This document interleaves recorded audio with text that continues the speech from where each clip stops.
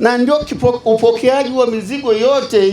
Mnapozungumza magari, ndio kijiji hiki kinaathirika sana juu ya haya magari, na isitoshe kwa sababu ya vumbi, kama alivyozungumza mwenzangu, watu wanaharambika sana kwenye vijiji bila kuficha. Sisi kama mama na wakazi wa kijiji hiki cha Ruanda tuna changamoto nyingi sana, hususani vumbi ambalo limepelekea vizazi vingi sasa hivi kuonekana vinapatikana na homa ya TB.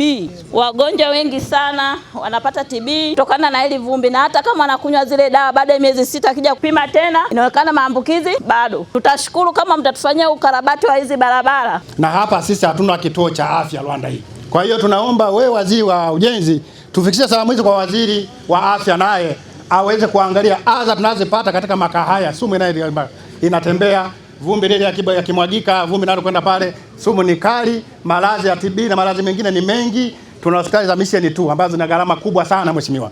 Kwa hiyo tungepata kituo cha afya. Sasa nimefika hapa, nimesikia kelele ya vumbi huko sana, na kwamba watu wanafikia mpaka hatua ya kupata TB.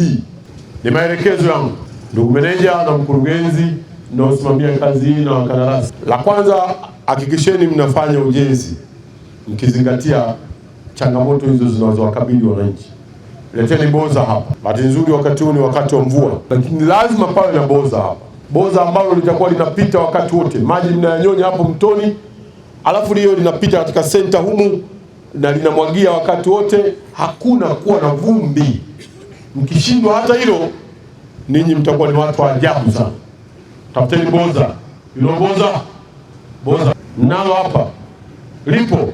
Kwa nini watu wanataabika kuwa na vumbi? Wananchi wanataabika vipi? Wanapata mpaka maradhi. Ati boza lipo.